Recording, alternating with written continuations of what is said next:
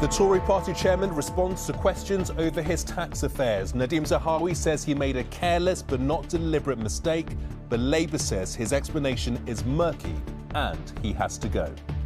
If the Prime Minister wants to stick by his commitment for integrity, honesty and professionalism, he should do the right thing and sack Nadeem Zahawi.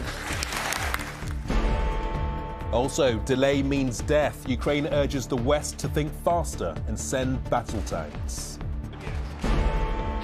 Stalemate at Anfield as Chelsea hold Liverpool to a goalless draw. And that'll do it. An exhausted Andy Murray goes down fighting in the Australian Open.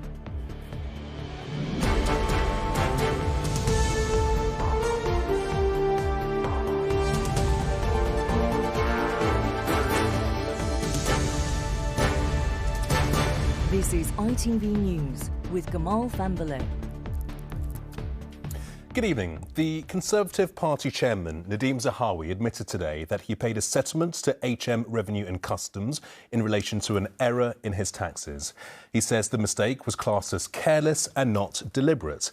But Labour say significant questions remain unanswered, including whether he was negotiating about his own taxes with HMRC while he was effectively their boss as Chancellor. They want him removed from his post until all of the answers are clear. Here's our political correspondent, Carl Dinnan. Was it right for Nadeem Zahawi to have settled a dispute with HMRC whilst he was also in charge of HMRC as Chancellor? Until this afternoon, the government line on his tax affairs was simply this. But what I know from what he said is that he's paid all his tax, he's got no outstanding tax liabilities, and I think that's what people want to know. But then Mr Zahawi released a statement saying that after he became Chancellor, the tax authorities had disagreed with him over how much of his multi-million-pound company YouGov belonged to his father rather than him. He said they concluded that this was a careless and not deliberate error. So that I could focus on my life as a public servant, I chose to settle the matter and pay what they said was due, which was the right thing to do. The other perspective. Careless behaviour has a specific meaning within tax law. So we have failure to take reasonable care, which is describing careless behaviour. So any kind of steps that we would have expected someone to reasonably have taken, but hasn't.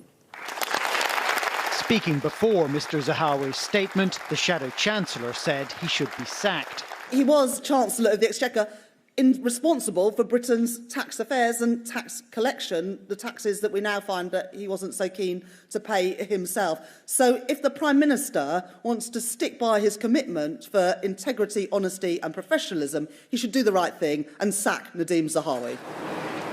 And Labour have repeated that call since the statement, saying it is still not clear whether or not, as reported, Mr Zahawi had to pay a penalty over his tax affairs. Well, Carl is with me now. Carl, Nadeem Zahawi wants to draw a line under this, but there still remain a number of unanswered questions. Yeah, a lot of unanswered questions, particularly, as I set out at the beginning of my piece there, was he in charge of HMRC when he was in dispute with HMRC and when he settled that dispute with HMRC? Did he pay a penalty as a part of that dispute settlement? What did the Cabinet Secretary know when he was appointed to the job of Chancellor? What did he tell the then Prime Minister Boris Johnson about the man who was being appointed? What did the current Prime Minister know when he made him party chairman? And the biggest question of all, of course, what does all this do to Rishi Sunak's pledge to govern with integrity and accountability? Yeah, let's see if we get those questions answered. Carl, thank you.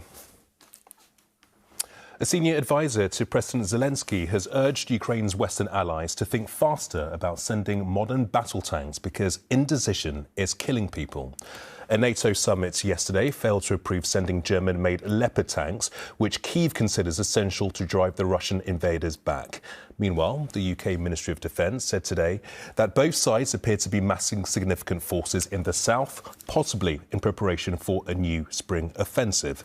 Chloe Keedy has more.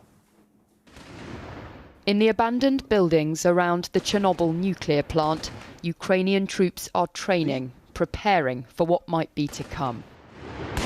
They're readying for a possible major Russian offensive this spring and say that to win, they need more and more modern weapons, especially battle tanks.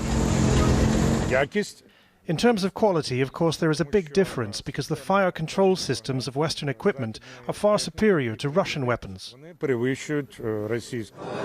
Despite pledging billions of dollars to help Ukraine at a summit in Germany yesterday, US and European leaders failed to sign off on a plan to provide it with the tanks it wants. Ukraine's president believes these German-made Leopards could be crucial in the next phase of this war. The partners are firm in their attitude. They will support Ukraine as much as necessary for our victory. Yes, we will still have to fight for the supply of modern tanks, but every day we make it more obvious there is no alternative to making the decision on tanks.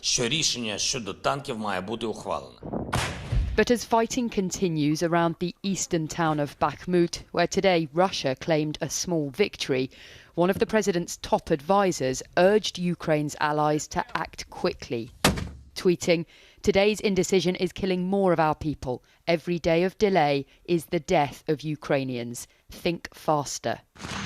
The UK Ministry of Defence said today that overall the two sides were in a state of deadlock, but that both are amassing forces, suggesting that either could be preparing to try and make a breakthrough soon. Chloe Keedy, ITV News. More than a week after the British actor Julian Sands went missing in the mountains of Southern California, authorities there say there's still hope he could be found alive. Federal and state agencies have joined the efforts to find the 65-year-old, which is currently restricted to searching from the air. Harry Fawcett has the latest. The search for Julian Sands has been stepped up, but it remains only from the air. The snowy terrain of California's San Gabriel Mountains too treacherous for rescue teams. Federal and state agencies now involved. Mobile phone forensics showing the 65-year-old was on the move into the mountains the day he vanished 8 days ago. I want you to have your own thoughts and ideas and feelings, even when I hold you in my arms.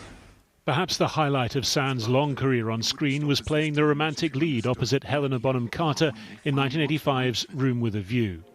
He spoke recently of the liberation that had come later in life with smaller roles, more adventurous choices.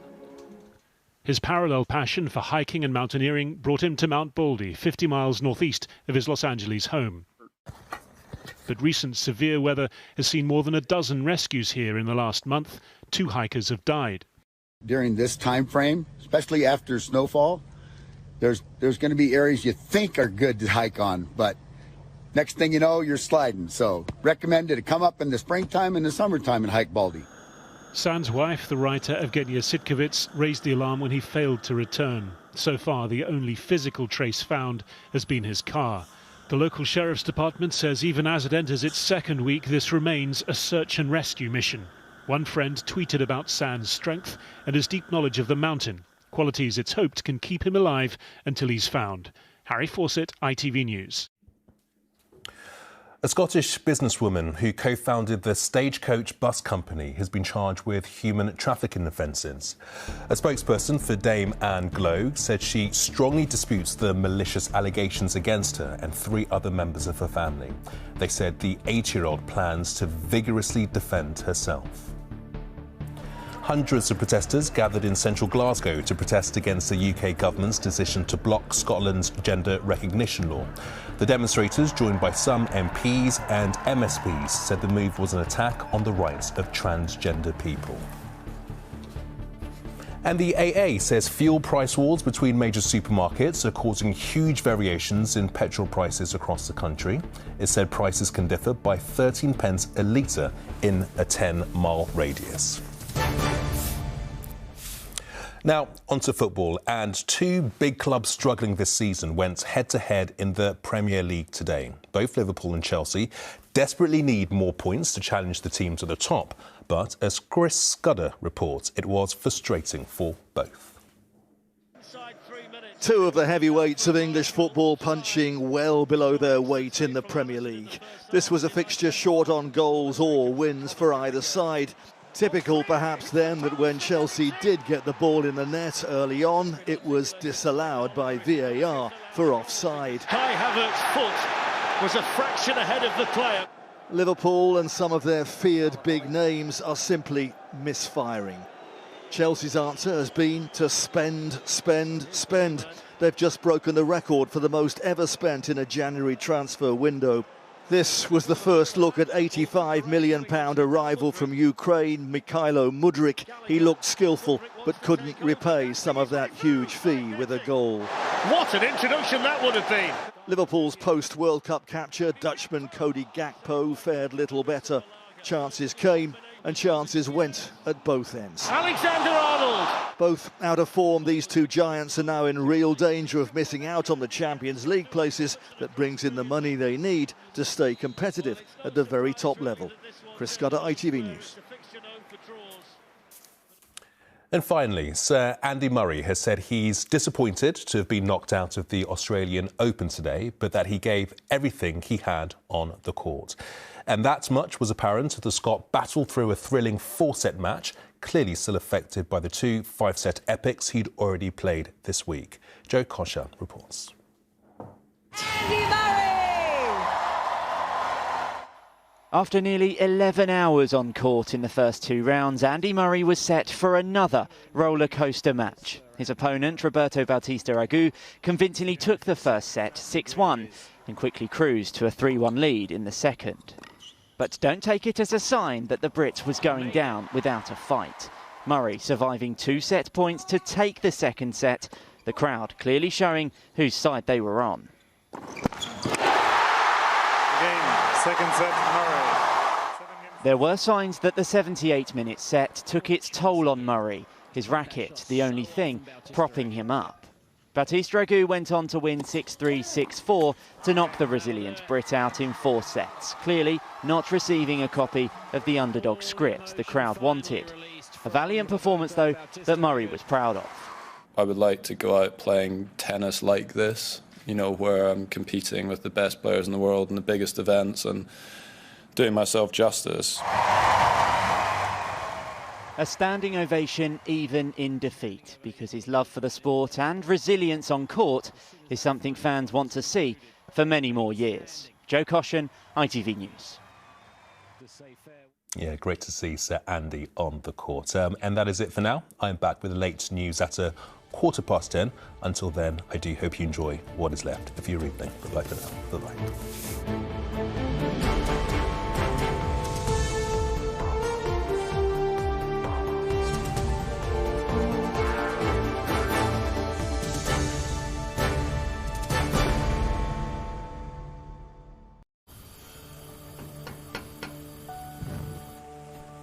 It's a cold and wet outlook, with some heavy downpours throughout the day. Heinz Big Soup sponsors ITV National Weather. Hello there, good evening to you. We continue to see cloudy skies and outbreaks of rain through Scotland and Northern Ireland tonight, but for the bulk of England and Wales, another widespread frost, although cloud will start to edge in across the far west later. But where we hold on to those clear skies, look at those temperatures once again dropping down well below freezing, so some slippery surfaces to watch out for come dawn tomorrow, and some freezing fog patches likely as well, particularly through central and eastern zones, which could give us some travel disruption first thing tomorrow.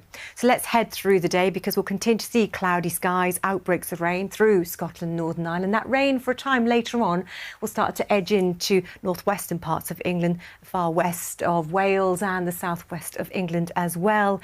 The sunshine tomorrow will be across central and eastern parts once any freezing fog lifts through the day. Quite a contrast in our temperatures, chilly across the southeast, but milder across the far northwest. Bye-bye. Heinz Big Soup sponsors ITV National Weather.